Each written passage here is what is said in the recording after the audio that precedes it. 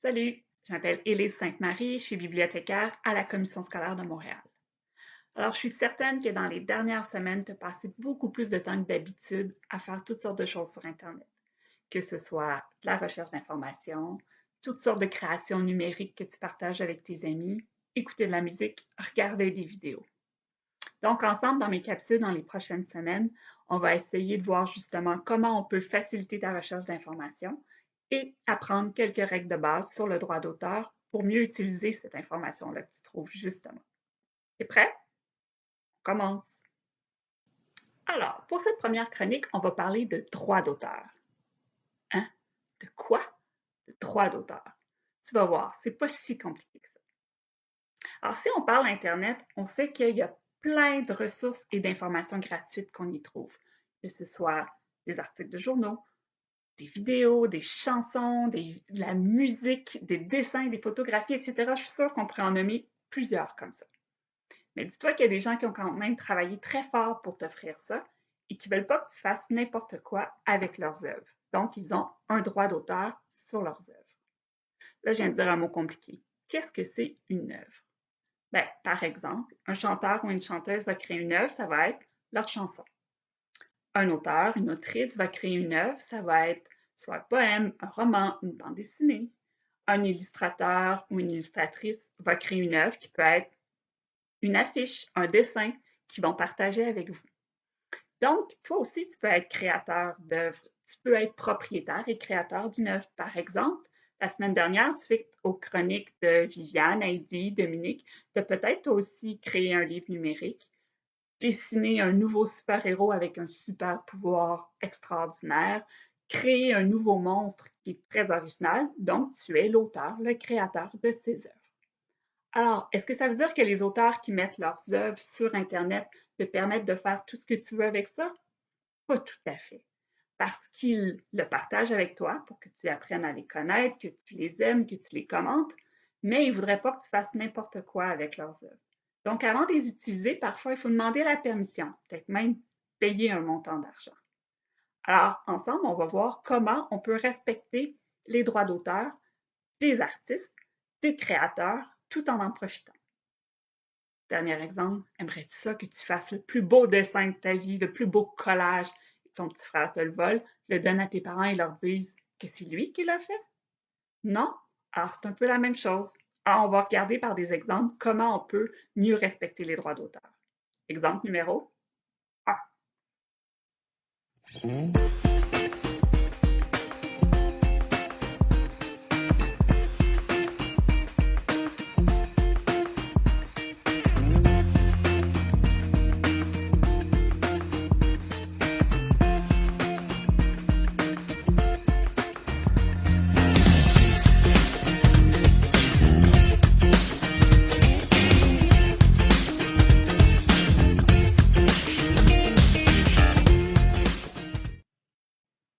Alors, est-ce que tu peux le faire?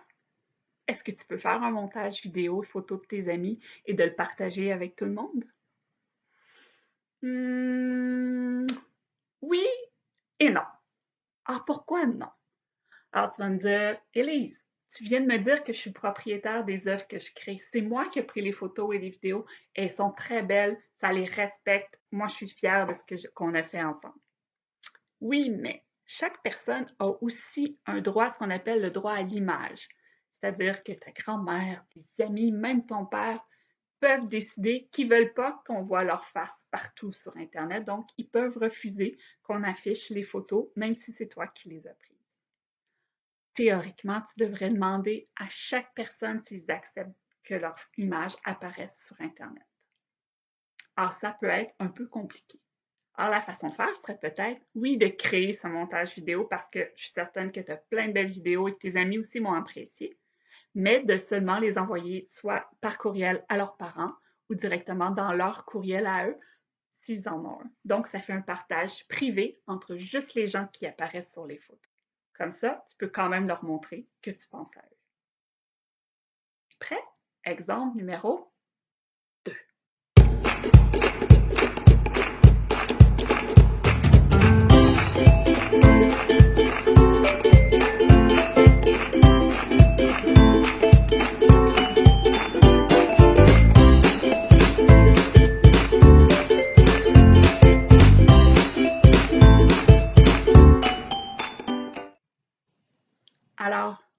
tu peux? Est-ce que tu peux faire un montage de tes films préférés?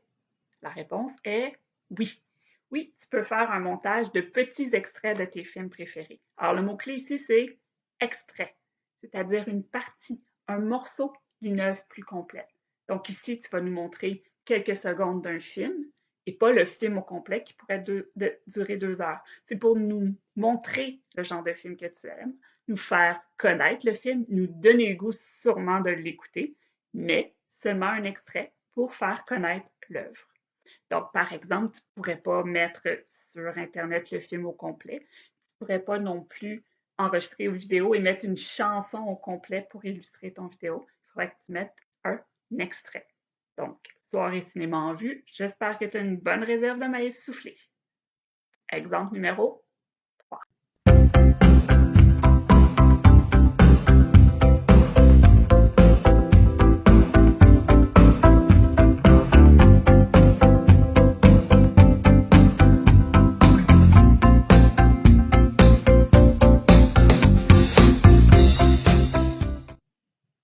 Alors, est-ce que tu peux le faire? Est-ce que tu peux te créer une propre page Internet pour présenter tous tes sites préférés? Oui, tu peux le faire parce que tu as le droit de donner des liens Internet. Tu n'enregistres pas l'œuvre sur ta page, tu permets juste à quelqu'un de cliquer sur le lien et d'aller visiter tes préférences. Donc, tu vas nous faire découvrir des artistes en visitant leur site et je suis sûre qu'on va faire de belles découvertes. Et là, peut-être que tu te dis, ouais, mais là, si je ne peux pas utiliser n'importe quelle image, n'importe quel film, n'importe quelle musique, comment est-ce que je peux créer ma musique? Tu primes ma liberté de création. Tu vas voir, j'ai plusieurs options à te donner. Pour faciliter la prise de décision, il existe plusieurs plateformes qui t'offrent des œuvres libres de droit. Ah, qu'est-ce que ça veut dire? Ça veut dire que les auteurs te permettent d'utiliser gratuitement leurs œuvres sans que tu aies à demander la permission. Tu peux donc avoir accès à plein de ressources d'images, de vidéos, de musique, tout ça à la portée de tes doigts. Je vais te donner quelques exemples, mais tu en trouveras d'autres aussi sur le site des bibliothèques de la CSDM. Alors, pour des images libres de droit, plusieurs choix se présentent à toi, et il y en a plein d'autres aussi. Pour de la musique libre de droit, d'autres choix ici. Par contre, tu dois mentionner toutes les sources des œuvres que tu vas utiliser pour ta création, soit la provenance de l'œuvre, soit le nom de l'auteur. Pour te donner une idée de la façon de faire, à la fin de ma vidéo, tu vas voir toutes les sources des œuvres que j'ai utilisées pour faire cette capsule. Alors, rien ne t'empêche de laisser libre cours à ta créativité et de faire tes propres créations numériques avec toutes sortes d'applications qui te permettent de faire de la photo, du dessin, de la musique, des vidéos. Si tu veux utiliser des œuvres originales, prends juste le temps de te poser quelques questions. 1. Est-ce que je pourrais créer moi-même mes ressources? 2. Est-ce que je peux utiliser des ressources libres de droit? Et 3. Est-ce que je pourrais utiliser seulement un petit extrait d'une œuvre, chanson, musique, vidéo, etc. C'était donc une très petite introduction sur le droit d'auteur. Il faut juste apprendre à se poser les bonnes questions, car n'oublie pas que toi aussi, tu es un créateur. Alors, amuse-toi, exprime-toi, crée. Et pour toute question ou pour partager tes créations numériques, visite le site et la page Facebook des bibliothèques de la CSDM. Sois à l'écoute mercredi à 15h pour un autre Facebook Live avec Dominique qui va te faire découvrir plein d'autres belles ressources. À bientôt!